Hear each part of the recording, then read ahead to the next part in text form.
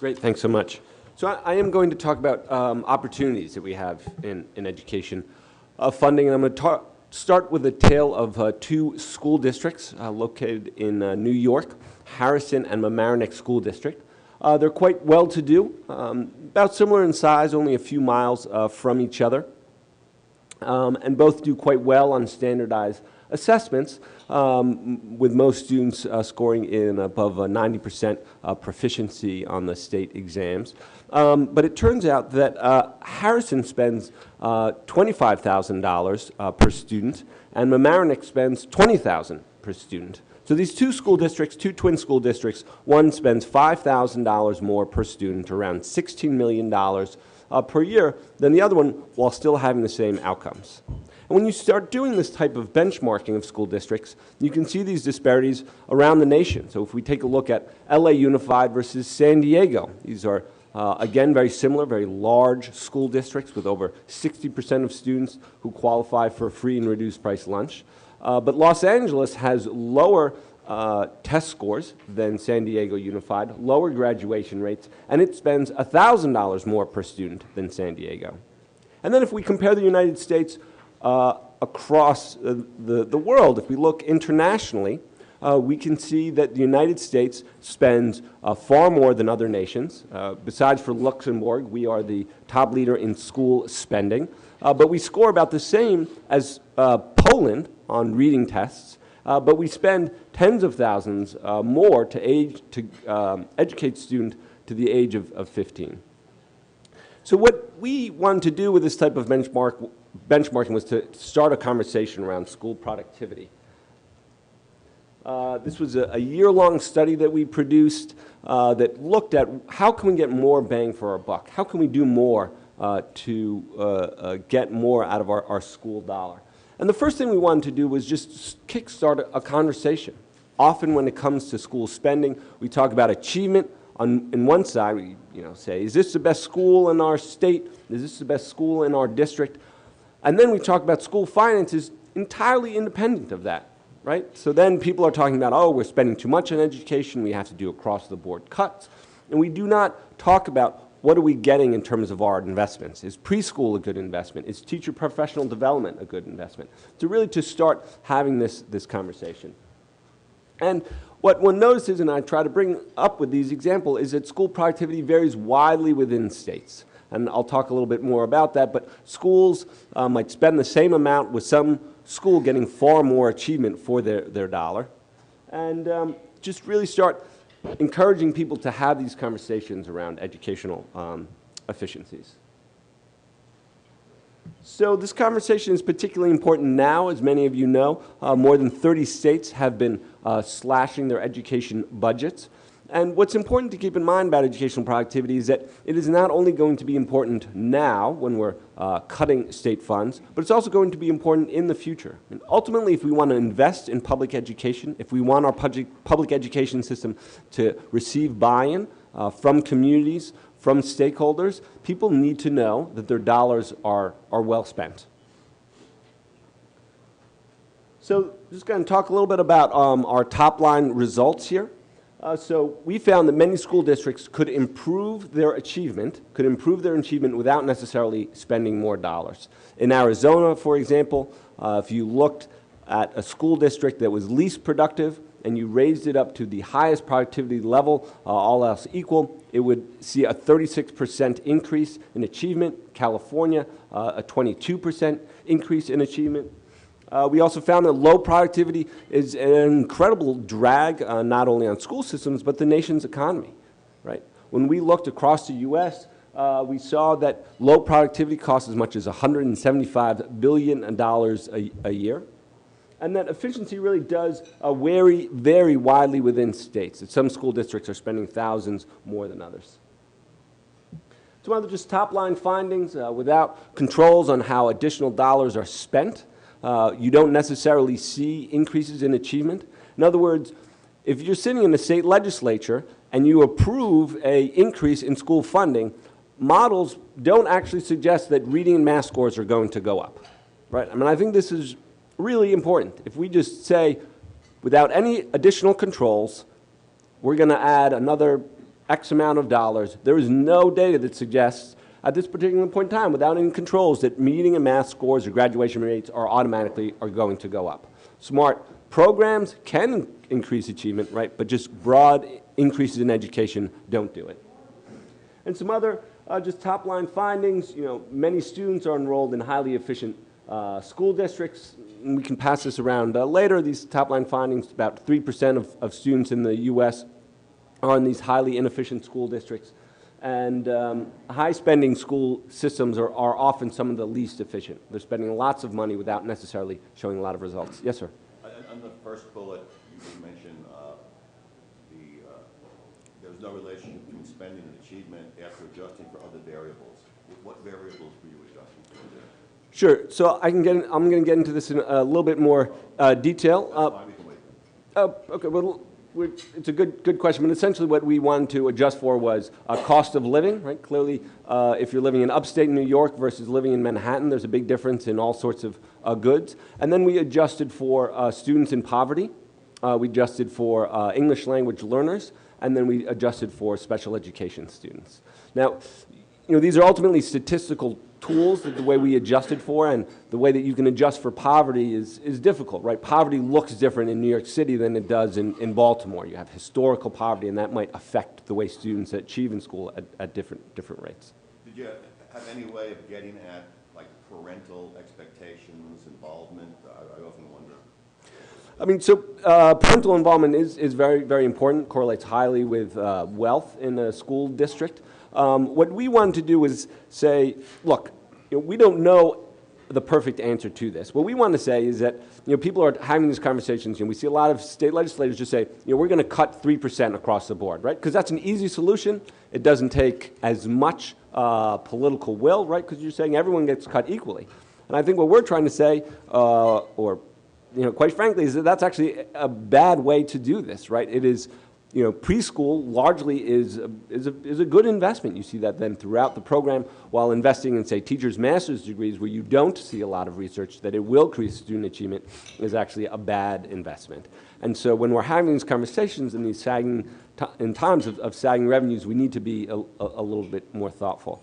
But ultimately, we produced this website that made it very easy to compare similar school districts, because you can use, as many of you know, these statistical tools and make things super fancy, but ultimately it's very, very hard to compare two school districts. Rather to say, if you live in Idaho or you live in New York, you should sort of say, look, here's a school district that's kind of similar to mine, maybe it has 10,000 students and poverty, and they live kind of near me. What are they getting for their school dollar? How are they doing things differently? Benchmark issues like transportation and spending on computers and teachers. What are they doing differently, and what are they getting for their buck is a good way to start having this conversation, because it feels concrete, and you don't get into these conversations around sort of statistical tools and what other variables that might exist.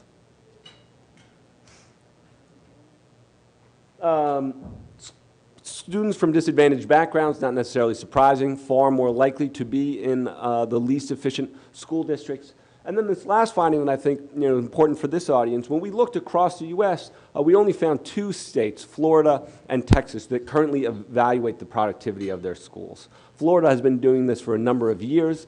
Texas started for the first time last year. They gave every school in the state a productivity evaluation, saying, is this a school district that receives a lot of bang for its buck, or is this a school district that receives little bang for its buck? And they used some different models than we did, but essentially looking at reading and math scores compared to adjusted figures on school spending. And I can talk a little bit more about the Texas example. Ended up running it out of the comptroller's office and how they plan on using it going forward to spark some more thoughtful conversations around this issue. And just a few things I should mention about data. The data that we used up here is from 2008. We're going to be updating the website recently with 2009 data. And just to underscore, how limited our conversations are around school productivity, we're using 2008 data, right? We're seeing in 2012. I'm using the most recent data, and that is 2009. Our ability to collect good, reliable information on what is happening within schools is really, quite frankly, very, very limited. A corporation simply would never run on this level of information. Simply would not happen. And then we use just 4th grade middle school and high school reading and math scores, and just want to acknowledge at the front end that that is a very limited indicator of a school's success, right? That we want far more out of our students than they just simply read well. We want them to be good citizens. We want them to be good at science. But these are some key indicators of whether or not a school is producing well. And then we had some limitations. We couldn't produce valuations for a number of states. Alaska doing reliable cost adjustments for differences in geography is quite difficult, and some other technical issues. But we were able to do this for about 9,000 school districts in over 40 states. So very quickly, how we did this basic return on investment index, we produced 3 evaluations of schools, one a basic return on investment index, a predicted efficiency index, and then an adjusted return on investment index. For this purpose, is really just going to talk about this first basic return on investment index. And we produced this one. It is the least technically sophisticated, but this one you can actually do with basic algebra, right? So we just wanted to make sure that we had one evaluation that people could understand. When Texas did their evaluation of school districts and using their productivity models, they used quite sophisticated models, but that of course has a downside. There's a tension there, and they did have a local newspaper that ran an evaluation. A local newspaper that ran a headline that said, "School district does not understand the state's evaluation." Right? I mean, eventually you can make these things so sophisticated that no one really understands.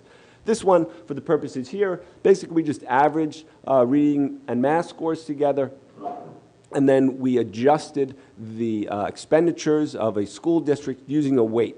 So basically, if you had one poor student, we adjusted that by 0.9, basically more or less doubling the amount of money that we thought a school district like that should receive. And then we slotted all the school districts in the state into this category. So if you are high achieving, low cost, you got a light green. And if you are a low achiever, high cost, you got a red under our evaluation. Adjusted return on investment index uses a regression analysis instead of a weight to do a little bit more sophisticated adjustment. For any statistical gurus in the room, I'm happy to chat with you afterwards about how precisely we did this. Just take a pass on that now. But again, dividing the school districts into these categories based on the differences between their achievement and spending. And then a predicted efficiency index, which predicts what your achievement should be based on your student population. This is the most sophisticated of the analysis. Its downside is that if you have a high background of students from disadvantaged backgrounds, we sort of lower what your achievement should be, which is sort of a shaky policy position for many folks. The data here, as I pointed out, are old, and also in many cases, it's difficult to do this type of work. So when we created this website where we ultimately wanted to make it very easy for people to compare the results in their state, we just had this disclaimer on the front end. We found school districts like New Canaan, Connecticut, which is an incredibly wealthy place, was reporting this sort of bad data. They said they had 100% of students that were in poverty. All sorts of anomalies here and there. So we just wanted to highlight the front end that what we're doing was meant to spark conversation. This is when you come to the website, this is Virginia. And if you look at that chart on the right, it goes to this point of, is there a relationship with how much money you spend and student achievement? And as you can see, there does appear to be some relationship. I mean, if it was a pure relationship, if each dollar meant that students learned more, you'd see a straight line. Some of you might remember this from your statistics classes or even from some high school math classes, right?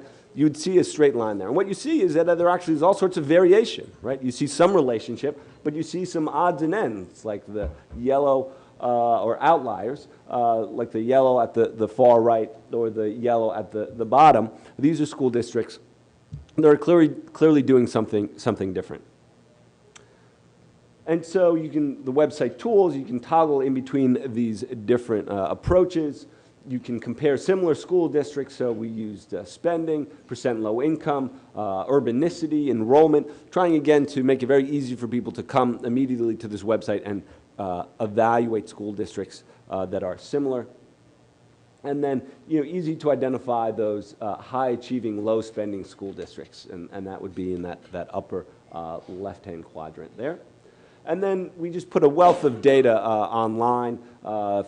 Folks have access to the web here. You can go to education ROI, Google and find individual district pages where it has lots more on reading and math scores, disaggregated reading and math scores.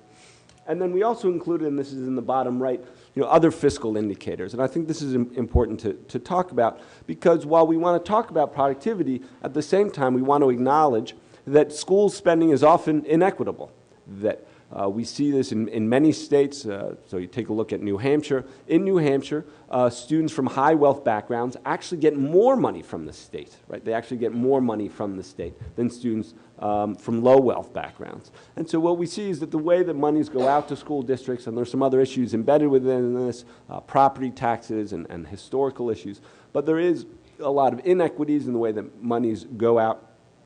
But even if that is true, and we made a lot of adjustments to account for that, we still see this productivity gap. We also ended up doing this survey of top performers, and this was a look at all the school districts that did the best. We're in that top green category in our evaluation.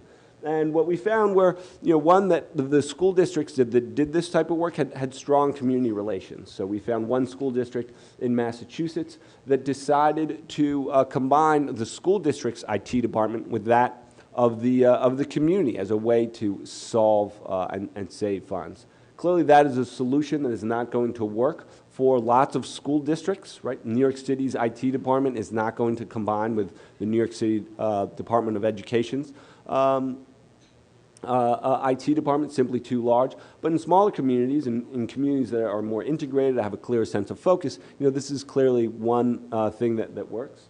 And then just really smart use of data. We found a school district as part of our work that had really focused on one of their big expenditures was spending on water. So they did all sorts of data analysis to figure out ways that they could save money on that. Just some of the recommendations, that policymakers should do a lot more to study educational productivity. This was the first major report that really did this type of analysis at this scale. We've seen very little work done in this area, just more research, more analysis, more ways for school districts to understand what are the trade-offs in the ways that they spend money. That if they spend money on training, they're not able to spend money then on other issues. And we also need to do more to reform school management systems. No Child Left Behind made us very, very focused on reading and math scores. And a lot of states have created systems in which school systems are now very, very focused on outcomes. But we have not given school principals the autonomy to change the way they do business. Right? The money comes in very prescripted ways. So California, as an example, sends money down to the school systems, and some of that money needs to be spent on hiring gym teachers. It's an effort to reduce, childhood obesity, very important. But if you have, a star NFL retiree in your backyard, you can't hire that person. You have to spend your money on a gym teacher. If all your students are incredibly fit, you still have to spend money on a gym teacher. And if we are going to be more focused and more prescriptive around what students should know and be able to do, then we should also then give school principals more autonomy to spend their money in new ways, right? Because clearly, they haven't been getting the success that we want out of them, but we also have to then empower them for new ways of doing business. And then, just talking a little bit about, we need to do more to make sure education funding arrives in schools in smarter and fairer ways. That means improving the way dollars are distributed within states, having more centralization and being more thoughtful and more equitable in the way that monies go out, but then also loosening the strings around those dollars that they get to the school building. And then just far more data on school system performance. Right now, most states do not have school-level fiscal data. In other words, if you want to find out what is happening at Eisenhower Elementary in school district ABC, in most states you are not able to find that information. California is actually a leader in this practice, does have school-level finance data available, but in most states, New York, Maryland, Virginia, you are not able to figure out how money is actually being spent at the school building level. And if we are going to be more thoughtful about this, are going to encourage a better use of the way monies are going to get spent, we need to figure out how actually dollars are being spent. So I think I'm going to pass it over to Chris here, and look forward to taking any questions